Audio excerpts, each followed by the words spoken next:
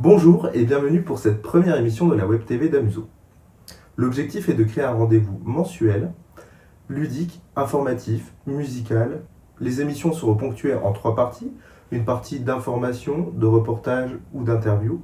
Une partie musicale avec des clips réalisés dans des lieux insolites. Et pour terminer, une partie tutoriel réalisée par les élèves de second cycle en formation musicale. Pour commencer, découvrez une interview réalisée avec Agnès Boichard, la directrice de l'école de musique, qui nous explique qu'est-ce qu'Amuso.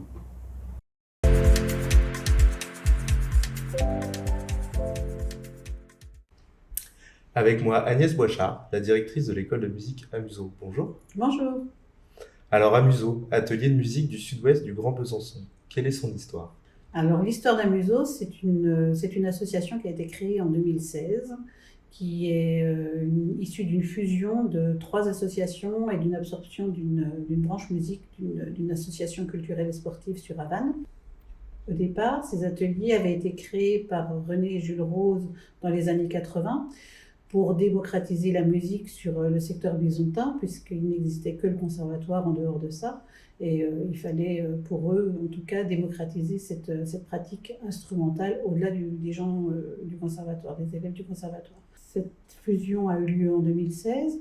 On s'est enrichi en 2020 de l'association Tchaïkovski, l'Académie de musique Tchaïkovski, sur le secteur Villarceau, pour les aider aussi dans le projet de structuration d'école de musique. Amuso est une association. Qu'est-ce que cela veut dire?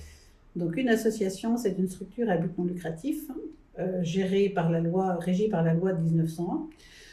C'est un conseil d'administration donc, de 8 personnes, dont le président est Daniel Noguera, qui gouverne cette association par les membres du conseil d'administration pour mettre en place un projet associatif qui est voté en assemblée générale tous les ans.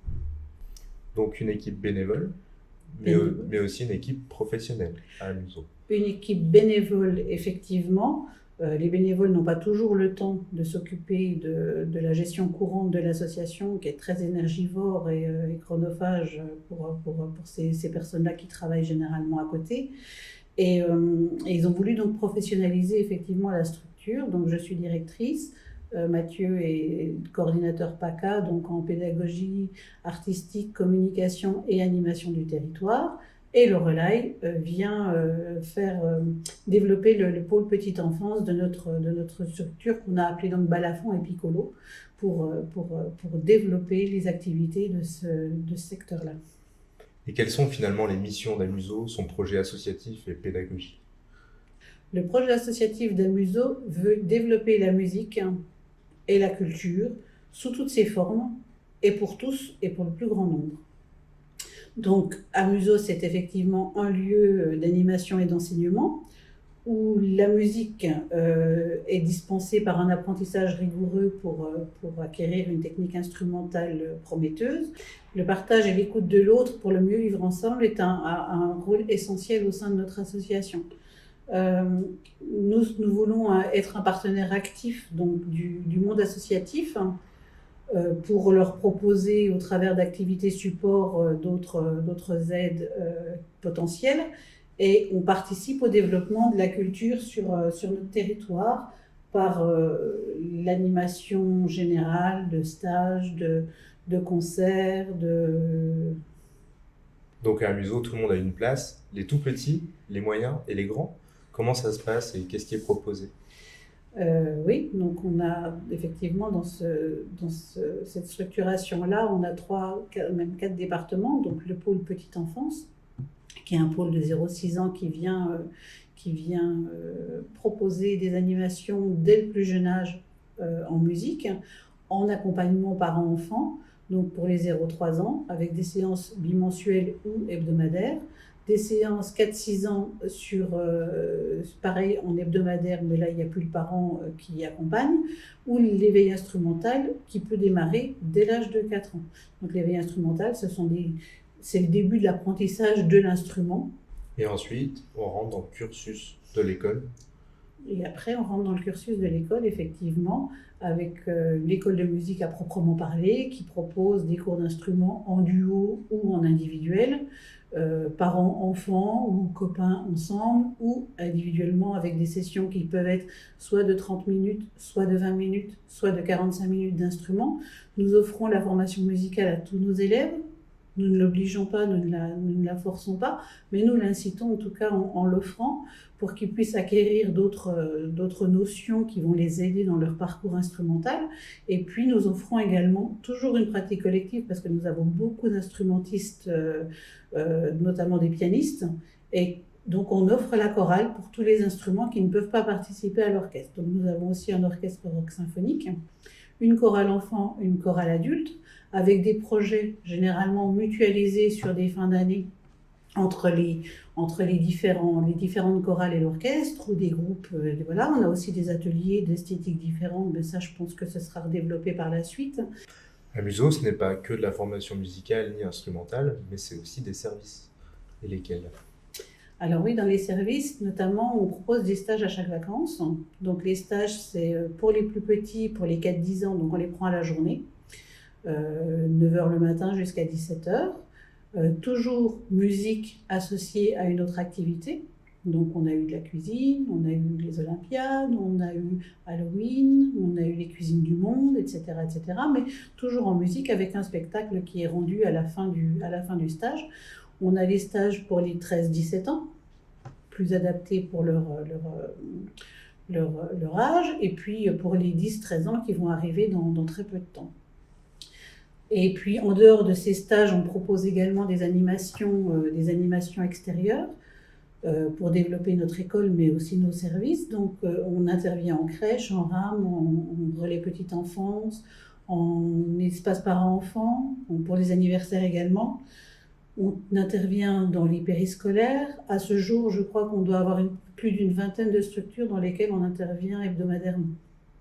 Donc on propose pour nos adhérents uniquement l'allocation ou l'allocation d'instruments pour qu'ils puissent aussi parfaire à tarif moindre leur pratique instrumentale à la maison.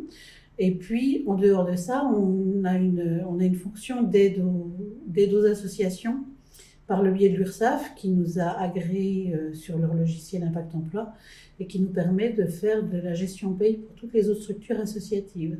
On a quand même une veille juridique qui est principalement basée sur la convention ECLA, qui est notre convention au niveau des services associatifs, mais on peut faire des fiches de paye pour n'importe quelle autre structure qui ne serait pas de cette convention-là. Très bien. Merci beaucoup Agnès. Merci beaucoup Mathieu.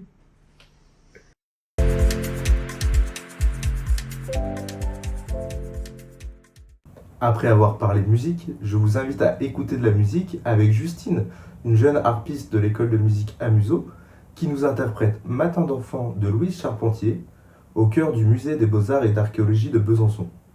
J'en profite pour remercier toute l'équipe du musée pour sa collaboration et la faisabilité de ce projet. Matin d'enfant de Louise Charpentier.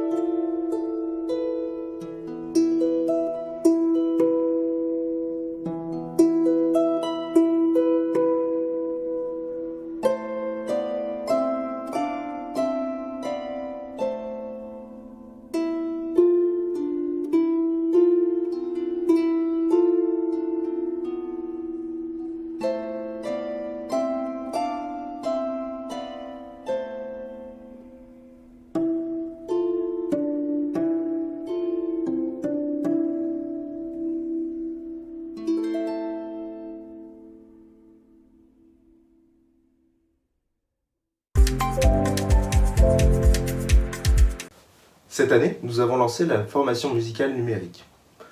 L'objectif est de pouvoir utiliser des ordinateurs portables, des tablettes, des téléphones portables pour agrémenter et compléter l'apprentissage de la formation musicale. Cette formation musicale s'articule sous forme de stage, soit 2 matinées pendant les vacances scolaires. Connaissez-vous la méthode pour retrouver les tonalités des gammes majeures?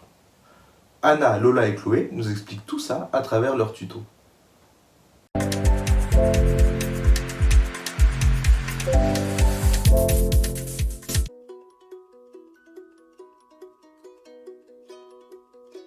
Les tonalités majeures.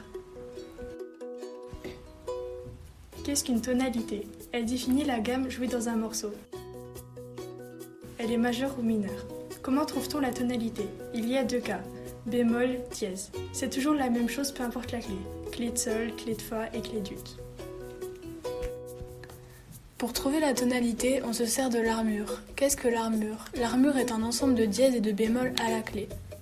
L'ordre des dièses et des bémols. En bémol, si, mi, la, ré, sol, do, fa.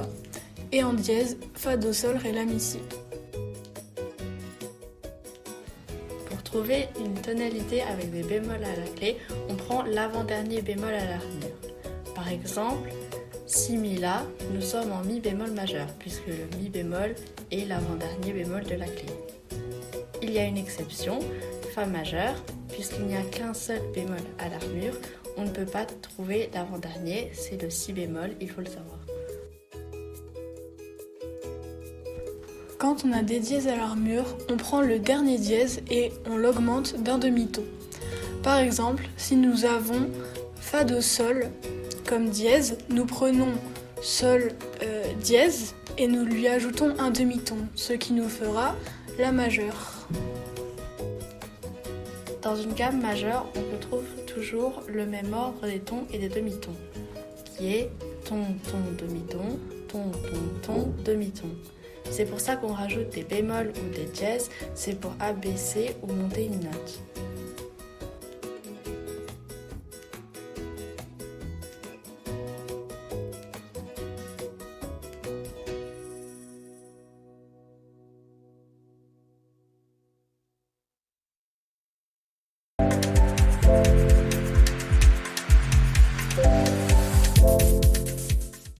Voilà, c'est la fin de cette première émission. Je vous donne rendez-vous le mois prochain pour vous parler de vacances en ZIC, les stages musicaux proposés par Amuso pendant les vacances scolaires. Si vous êtes intéressé par le fait de tourner un clip musical, que vous soyez une entreprise, un particulier, une association, un site touristique, n'hésitez pas à nous écrire à l'adresse qui s'affiche à votre écran. Bravo à Justine pour son interprétation de Matin d'enfant de Louis Charpentier et merci à Anna, Lola et Chloé pour leur petit tuto. Je vous dis à bientôt. Ciao!